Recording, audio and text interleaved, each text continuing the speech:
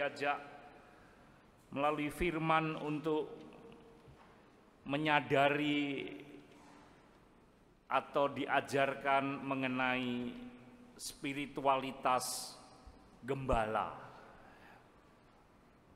Apa yang menjadi semangat dari seorang gembala? Dan pertama-tama kita akan mengupas gembala yang pertama-tama yang harus kita anut. Tidak ada seorang gembala atau pemimpin nabi yang sehebat gembala agung kita, yaitu Yesus Kristus. Itu yang harus menjadi prototip atau model kegembalaan dari kita, yang karena baptisan kita juga diutus menjadi nabi. Sebenarnya ada 3, imam, nabi, dan raja ya. Tapi di sini disebut raja, pemimpin ya, nabi yang mengajarkan ya.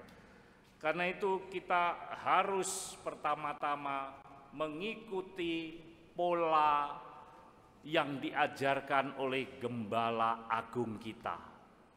Tidak ada gembala yang lebih baik dari itu. Karena itu bagi saya, meskipun kita tahu bahwa para penulis Injil mengatakan Yesus gembala yang baik karena mereka menjumpai gembala-gembala yang tidak baik ya. Tetapi bagi saya pribadi, Yesus bukan hanya gembala yang baik, tapi gembala yang terbaik. Tidak ada lagi gembala lain yang seperti Dia. Mungkin di sini Anda sudah pernah bergonta-ganti gembala, imam dalam arti khusus ya. Tapi tidak boleh tergantikan gembala utama kita, yaitu Sang Gembala Agung Yesus Kristus. Dia gembala yang terbaik. Karena pertama-tama seorang gembala harus mempunyai semangat belas kasih yang keluar dari gerakan hati. Dia tadi Yesus, meskipun dia letih, sudah melayani berhari-hari, dia menyendiri, tapi terus diikuti banyak orang. Dan akhirnya tidak ada kata lain, tergeraklah hatinya dan timbul belas kasih. Karena Yesus mengatakan dalam bahasa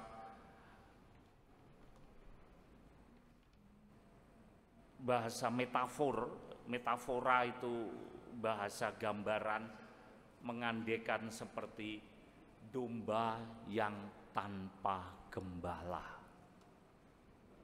Kalau domba itu tidak ada gembalanya, semrawut ya.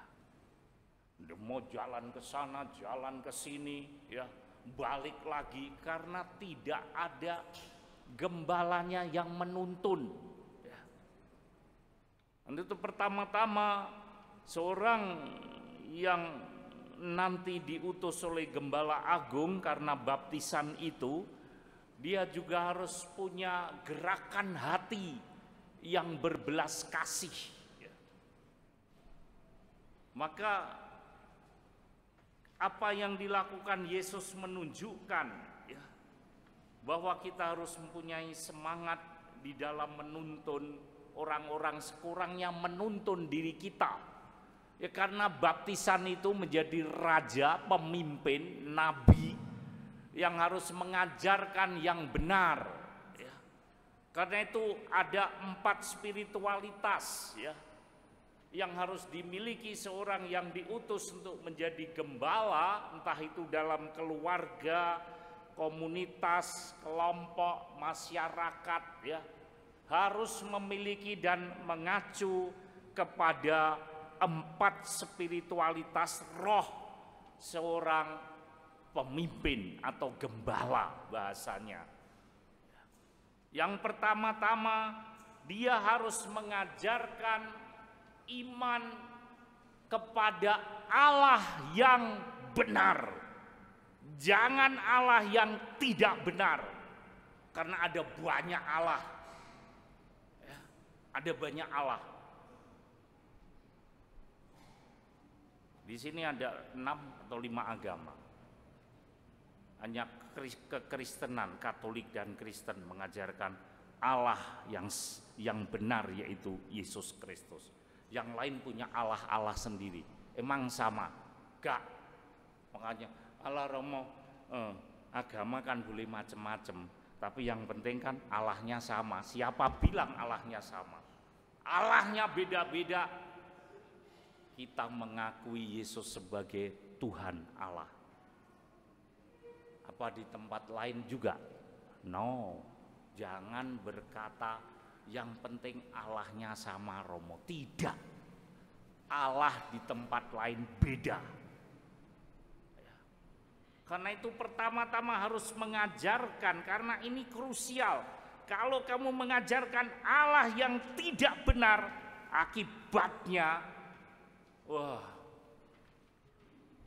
mengerikan. Ini bukan karangan saya, ini Yesus sendiri yang ngomong.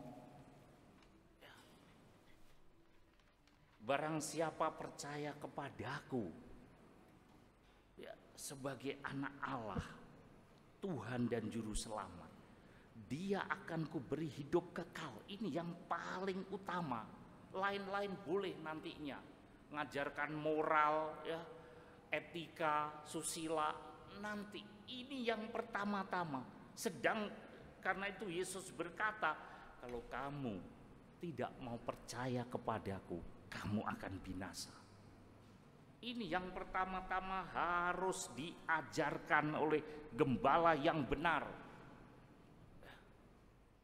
Karena itu entah posisi Anda sebagai gembala atau domba, bisa saja, ya. Benar-benar jangan sampai Anda disesatkan oleh ajaran-ajaran yang salah. Sudah jelas dikatakan di situ, yang kemudian dituangkan dalam iman, syahadat, kepercayaan kita itu loh. Orang seringkali menyebut sekarang ini sedang ya kita sudah memasuki di tahun Ardas ini. Orang biasa bilang SKKA. Apa itu SKKA? No, gak ngerti kabeh to. Longah plongoh SKKA gak ngerti. Tiap minggu lo kalian ucapkan sendiri. Apa itu? Syahadat itu loh. SKKA itu satu, kudus, Katolik dan apostolik. Itu bukan para rasul, tapi Yesus sendiri yang mengajarkan, diteruskan oleh para rasul. Karena gereja Katolik didirikan, kita yakin kita didirikan gereja ini oleh Yesus sendiri, bukan oleh manusia. Karena itu Anda harus dalam kesatuan dengan gereja Katolik, gereja yang satu, ya, kudus, Katolik, apostolik, ya. Jadi Anda tidak usah putar-putar cari-cari gereja denominasi, ya. Bukan begitu, karena belum tentu mengajarkan ajaran yang sama. Ya pokoknya kan Tuhan Yesus Kristus, ya Romo. Iya Tuhan Yesus Kristus. Tapi kalau ajarannya beda, iya bukan Tuhan Yesus Kristus. Gereja Katolik masih tetap teguh memegang 7 sakramen. Gereja denominasi lain, apa pertahankan itu 7 sakramen? No. Hati-hati supaya jangan Anda terkelabui. Sekarang ini ada macam-macam ajaran-ajaran, sekte-sekte yang muncul. Maka kalau sampai mengajarkan yang salah, akibatnya kayak bacaan pertama. Lihat itu pemimpin-pemimpin baik duniawi yang dikatakan gembala maupun pemimpin-pemimpin rohani, Nabi Yesaya. Kalau kamu tidak mengajarkan yang benar kepada domba-dombamu, kamu akan kuhukum, kamu akan mempertanggungjawabkan. Ajari yang benar anak-anakmu. Jangan sampai salah. Itu soal iman kepada Tuhan satu-satunya yang benar. Karena itu Rasul Paulus mengingatkan kepada jemaat yang dipimpinnya sebagai rasul, barang siapa ada yang tidak mau mengakui Yesus sebagai Tuhan dan Juru Selamat, kata Rasul Paulus, celakalah dia, terkutuklah dia. Apakah kita sudah benar-benar punya iman yang teguh bahwa Yesus adalah sungguh-sungguh Tuhan yang akan menyelamatkan kita? Banyak kita ragu-ragu. Itu dari hal iman, kebenaran mutlak. Tapi kalau kita di masyarakat Romo gimana? Ya hormati aja, hargai. Tidak perlu kita terus mengatakan paksa-paksa, enggak. Iya sudah, kalau kamu percaya seperti itu ya sudah, gitu aja. Besok aja dilihat akhirnya, itu biar enggak ribet. Karena enggak boleh kita itu bikin kegaduhan. Enggak mau ya sudah, aku mengimani ini, kamu harus sampaikan itu dengan yakin. Perkara orang tidak mau percaya itu urusan mereka. Bukan urusanmu, urusanmu harus katakan itu satu-satunya. Tidak bisa lagi, ya. Tidak usah katakan kalau kamu tidak percaya, kamu terkutuk loh, kata Rasul Paulus. Iya, mereka tidak percaya Rasul Paulus. Ngapain kau kata-katakan seperti itu? Cukup aja lah, ya. Cukup itu saja. Aku Yesus nggak mau, ya sudah itu. Kamu percaya sama Allah ini, ya sudah, aku hormati, aku hargai. Tidak berarti aku harus mengikuti Allahmu loh ya. Sudah atau selesai. Ya, kita tetap hidup damai karena seorang gembala pemimpin harus mendamaikan. Karena ada begitu banyak domba, kata Yesus. Juga ada padaku domba-domba lain yang dari kandang lain. Dia harus kutuntun juga, lihat itu. Tapi memang itulah sekarang ini banyak domba-domba yang nakal. Jangan hanya soroti gembalanya, domba-dombanya itu nakal. Udah suruh jalan ke sini, belok ke sana, belok ke sini. Nakal loh domba-domba itu sekarang, ya. Seorang gembala harus mengajarkan moralitas yang benar, ini yang salah, ya. Jangan salah dibenar-benarkan. Orang disuruh mengikuti hal yang salah. Misalnya bagaimana, Romo? Tidak boleh membunuh dengan alasan apapun. Itu soal moralitas. Kau membunuh dengan alasan apapun, kamu salah, kamu dosa. Harus kau katakan. Jangan kau nggak apa-apa asal untuk kemuliaan Allah. Nggak ada kemuliaan Allah itu membunuh, kontradiktif itu. Kau masa teriak Tuhan Yesus sambil kau bawa pedang? Tuhan Yesus Allah Yesus, nggak bisa lah. Ya, ini ajar opo? Ketika kamu mengasihi tergerak hatimu, kau boleh berkata Akbar Yesus yang agung, boleh. Ya. Karena kau tolong orang itu supaya kemuliaan nama Allah dimuliakan. Ya. Itu soal moralitas, ya, benar salah.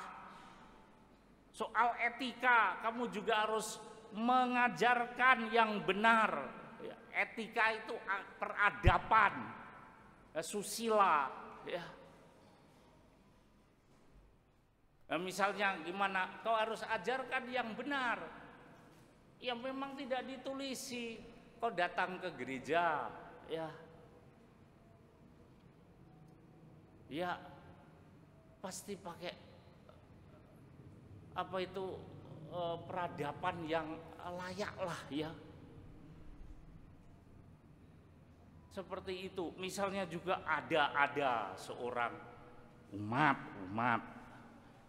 Tapi bukan umat sini loh ya, lain tempat. Saya di WA, pastor, boleh enggak kalau rambut saya dicat? Hah? Rambutnya apa bu? Dicat bagaimana? Ya dicat itu loh Romo, yang ada warna keperak-perakan itu, lalu ada warna orange gitu loh.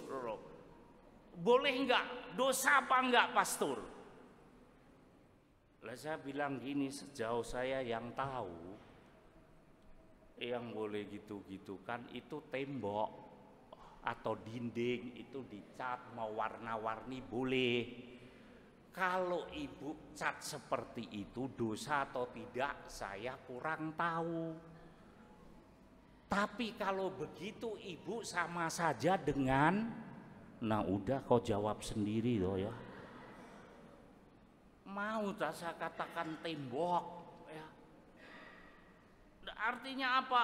Ya sudahlah, yang alami sajalah. Ngapain pakai ini hijau, ini kuning, ini biru? Bedanya dengan bendera apa? Mau tak katakan, duh bu, di kepalanya ada bendera ya. Wah marah pasti ya. Tapi untunglah bukan umat Stefanus, garis bawahi tempat lain ya. Ini tak lihat gak ada kok di ireng kabeh, wajar ya. Tapi kalau memang ada yang begitu, nggak tahu saya, nggak, ini mataku yang salah mungkin, buta warna mungkin.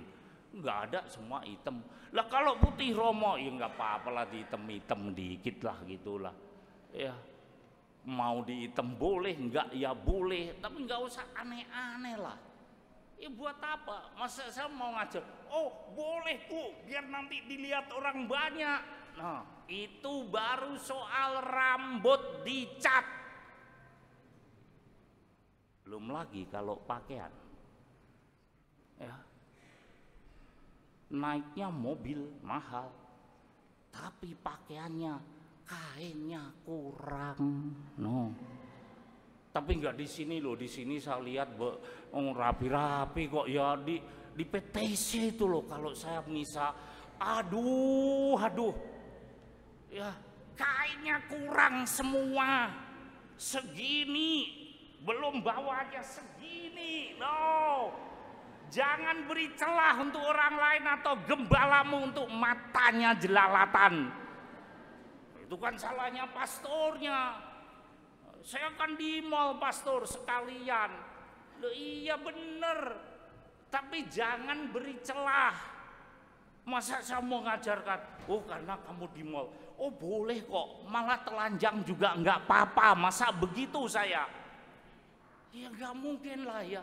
Ya pakailah pakaian yang sopan. Ya, kau mau pakai warna-warni silahkan. Ya. Tapi pakaian bukan rambut ya. Ya pakaianlah yang pantas lah ya. Ya kalau orang pakai pakaian begitu salahnya sopo? Ya. Oh menyenangkan pastornya. Ya. Ya. Kalau pakai segini semua, kau maju di depanku. Ayo. Aku maksudnya mau bilang tubuh Kristus, karena lihat itu tubuhku yang mulus. Nah, cilaka saya. Gara-gara itu bisa terjadi ya. Itu kan salahnya pastor, udah tahu kok. Lah siapa yang suruh kau pakai mulus-mulus begitu? Ayo, salahnya siapa gitu itu? Jangan senangkan pastor-pastormu dengan begitu. Ya, memang tidak ada aturan, ya, tapi yang beradab, beretika, berbudaya. Ya. Itu Yesus menyuruh begitu kepada kita. Ya. Jadi gembala-gembala yang sungguh-sungguh punya spirit, ya, mengajarkan hal-hal yang benar dan baik, terutama soal Tuhan kata Yesus tadi, mereka diutus untuk mewartakan Injil. Itu lihat keselamatan yang pertama-tama. Yang mungkin yang etika-etika itu nantilah, tapi yang ini dulu jangan sampai tidak benar. Ya. Itu banyak masih terjadi di sekitar kehidupan kita. Oleh karena itu Bapak Ibu Saudara-saudara, kita bersyukur hari ini kita mempunyai gembala yang sungguh-sungguh agung dan luar biasa. Belum lagi kalau dituntut menyerahkan nyawanya bagi domba-dombanya. Tidak ada seperti itu. Tidak ada dijumpai di tempat lain. Kita bersyukur punya gembala agung seperti ini, yang mau menuntun kita ke padang rumput yang hijau, ke air yang segar, kata pemazmur. Jangan tinggalkan sang gembala seperti ini. Tidak ada dijumpai di tempat lain, kecuali dia gembala yang ingin benar-benar menuntun dan menyelamatkan dombanya. Bukan gembala-gembala yang cari keuntungannya sendiri, menyelamatkan dirinya sendiri. Ini yang harus benar-benar kita belajar untuk mengetahui spiritualitas kegembalaan bagi diri kita, di mana kita berada. Karena itu saudara-saudara yang terkasih, mari kita menyatu dengan Sang Gembala Agung, agar spiritualitas kegembalaan ini sungguh dianugerahkan kepada pemimpin-pemimpin, entah itu di keluarga, bapak-bapak, masyarakat, ya, tempat bekerja, dan juga di dalam hal-hal keagamaan kerohanian. Dunia, keluarga, masyarakat, dan gereja membutuhkan seorang gembala-gembala yang seperti Yesus, supaya menuntun kita ke jalan yang benar. Oleh karena itu mari Bapak Ibu saudara-saudara yang terkasih, dalam perayaan Ekaristi ini kita mohon agar setiap kepala keluarga di keluarga masing-masing, di gereja-gereja, di masyarakat dan dunia, kita berdoa supaya dunia ini dipenuhi dengan gembala-gembala yang mau seperti gembala Sang Agung kita, yakni Yesus Kristus, yang akan menuntun ke jalan yang benar, ke padang rumput yang hijau, kepada air yang segar, untuk memberi jaminan hidup kepada kita, domba-dombanya. Maka marilah kita sungguh-sungguh berdoa supaya keluarga, masyarakat, negara, gereja dianugerahi gembala-gembala yang seperti Yesus Kristus, yakni gembala utama, gembala agung kita, yang adalah Tuhan Allah dan Juru Selamat kita. Amin.